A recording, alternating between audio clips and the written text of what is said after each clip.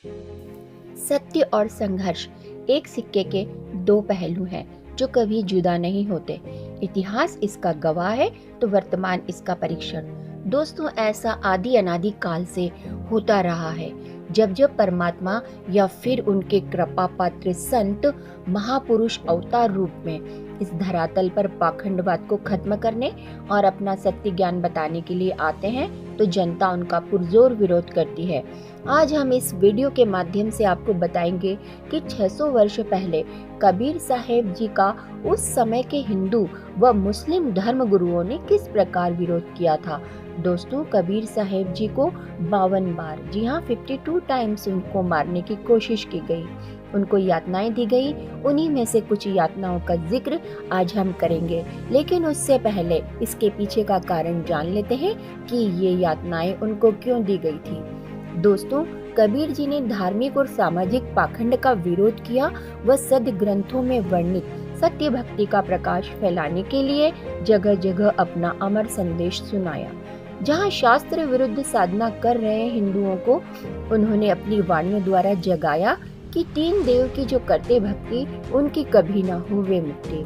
तो वही मुसलमानों द्वारा की जाने वाली हत्याओं का भी उन्होंने विरोध किया। कबीर दिन को रोजा रहत है, रात हनत है गाय, यह खून वह बंदगी, कहूँ क्यों खुशी खुदाए। कबीर जी की इन्हीं खरी खरी बातों का परिणाम निकला उन्हें खत्म करने की साजिश, ताकि हिंदू व मुस्लिम धर्म गुरुओं की पोल आम जनता के सामने न खुल जाए। दोस्तों, कबीर जी को खत्म करने के इस कुकृत्य का अगुवा था शेख तकी। दरअसल शेख तकी मुस्लिम बादशाह सिकंदर लोधी का धार्मिक पीर था।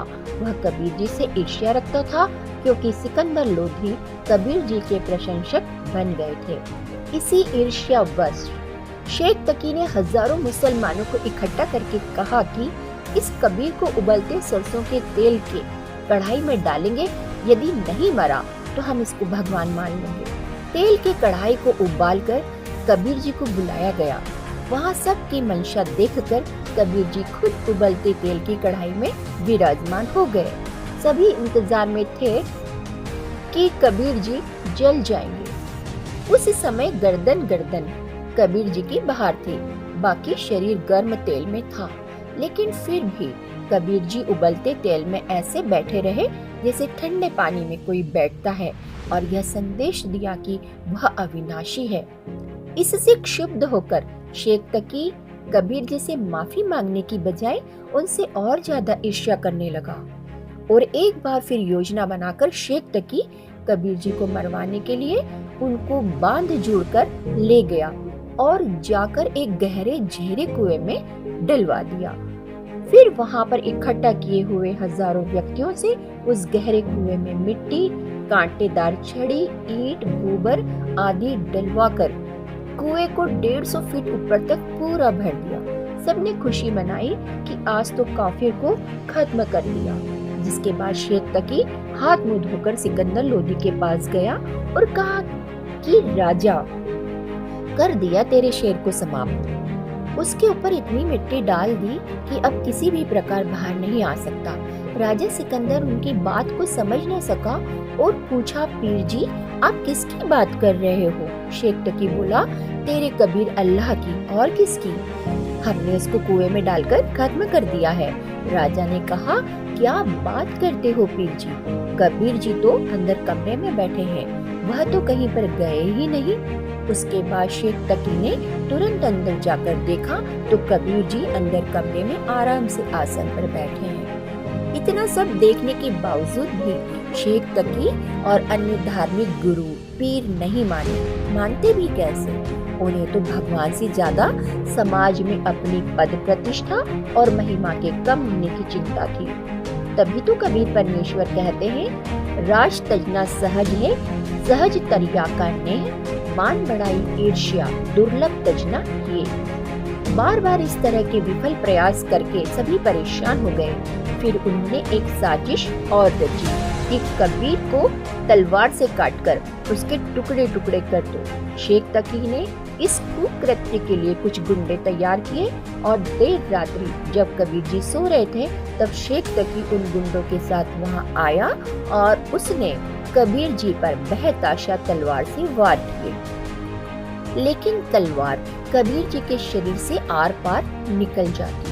फिर भी अनगिनत वार कर उन्होंने कबीर जी को अपनी तरफ से टुकड़े टुकड़े करके मृत समझ लिया।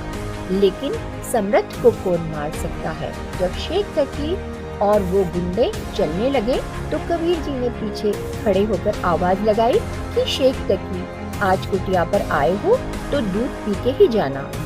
सभी ने सोचा कि भूत आ गया, जिससे सब भयभीत हो गए और डरकर भाग गए। लेकिन दुष्ट व्यक्ति अपने स्वभाव से कभी बाज नहीं आता। उसकी दुर्बुद्धि उसे सत्य स्वीकार करने ही नहीं देती। शेख तकी ने फिर एक षड्यंत्र रचा और अपने अन्य साथी मुल्ला काजियों से कहा कि कबीर को गंगा में डुबोकर मार देते हैं, न रहेगा बांस न बजेगी बांसुरी। सभी की एक राय बन गई। 4-5 मस्तंडों ने कबीर जी को नाव में बैठाया, उनके हाथ पैर बांध दिए, उनके गले में तोक डाल दी व बीच गंगा दरिया में जाकर उन्हें जल में पटक दिया। लेकिन क्या होना था, कबीर जी को लगाई हुई सभी बेड़ियां टूट गई और वह जल पर आराम से बैठ गए। जिसके बाद शेख तकी ने आदेश दिया, इसे पत्थर मारो, बचना नहीं चाहिए आज।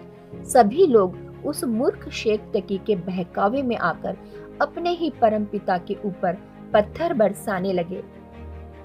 पत्थरों से बात नहीं बनी तो तीर मारो, और जब तीरों से भी बात नहीं बनी तो 4 पहर तक तोप के गोले उस परमात्मा पर बरसाए गए।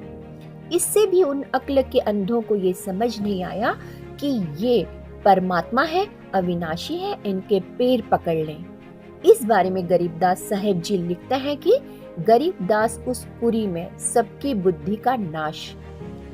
अतः इस पर भी शेख तकी ने कबीर जी की समर्थता को स्वीकार नहीं किया और एक बार फिर नई योजना के तहत कबीर जी को मारने के लिए खूनी हाथी के सामने डाल दिया गया ताकि उन्हें कुचलकर खत्म कर दिया जाए। हजारों की संख्या में दर्शक चारों तरफ देखने के लिए बैठ गए, लेकिन पीलवान ने जैसे ही हाथी को कबीर जी की तरफ बढ़ने का संकेत किया, कबीर जी ने हाथी को शेर रूप दिखा दिया, जिससे हाथी भयभीत होकर भाग गया और शेख तकी की यह योजना भी विफल हुई। इन सभी घटनाओं से शेख तकी व अन्य हिंदू मुस्लिम धर्म गुरुओं ने सोचा, क्या किया जाए कबीर का। यह न मारने से मरता है, न ज्ञान में हमें आगे आने देता है। इसने हमारा जीना हराम कर रखा है। सब ने सलाह की कि कबीर को बेइज्जत कर दो, अपने आप भाग जाएगा। इसके लिए उन्होंने 18 लाख लोगों को भंडारे के झूठे पत्र लिख दिए कि कबीर जी 3 दिन का भंडारा करेगा, सबको आना है और सभी को प्रत्येक खाने के बाद अशर्फी व दोहर देगा। उनका उद्देश्य ये था कि कबीर के पास खाना खिलाने को कुछ होगा नहीं, डरता भाग जाएगा। लेकिन कबीर जी ने अपनी शक्ति का परिचय दिया व 18 लाख लोगों को 3 दिन तक मोहन भोजन कराया और सबको अशर्फी व दोहर दी। शेख तकी का कबीर जी को नीचा दिखाने का ये प्रयास भी विफल हुआ व लाखों लोग कबीर जी से दीक्षित हुए।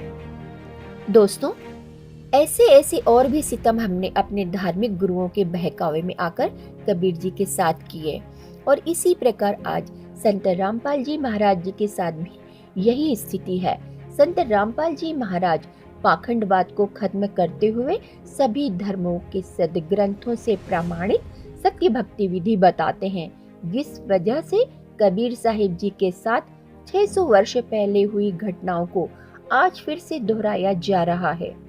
आज वर्तमान में भी सभी नकली धर्म गुरु अपनी रोजी रोटी के चक्कर में भोली भाली जनता को बरगलाकर संत रामपाल जी महाराज के विरोध में खड़ा करते हैं और उनके ऊपर हमला करवाते हैं। लेकिन दोस्तों, आज समाज शिक्षित है, अब इन नकलियों की दाल नहीं गलेगी। एक दिन ऐसा आएगा जब जनता इनसे जवाब मांगेगी। दोस्तों, एक गूढ़ रहस्य जो अब हम आपको बताने जा रहे हैं, कबीर साहिब जी के अवतार संत रामपाल जी महाराज जी हैं। अतः अब समय संत रामपाल जी से नाम दीक्षा लेकर मोक्ष प्राप्त करने का है। यह समय निकल गया तो फिर कुछ हाथ नहीं लगेगा। दोस्तों, कबीर साहिब जी हमारे पिता हैं, हमारे सृजनहार हैं। वो हमें सत्य ज्ञान बताने के लिए अपने निज धाम सतलोक से यहाँ आते हैं, लेकिन हम उनको दुखी करते हैं। एक शराबी बच्चे की तरह हम अपने पिता के साथ अभद्र व्यवहार करते हैं, लेकिन वह दयालु है, हमारे जनक हैं और वही हमारे एकमात्र शुभ चिंतक हैं। तो दोस्तों, आप सभी से प्रार्थना है कि इतिहास में की हुई गलतियों को फिर से ना दोहराएं, संत रामपाल जी महाराज जी को पहचाने, उनका ज्ञान सुने और गुरु दीक्षा लेकर अपना कल्याण करवाएं। धन्यवाद।